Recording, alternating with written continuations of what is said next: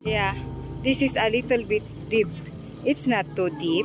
You can swim here. But anyway, there's Kuya Mayo.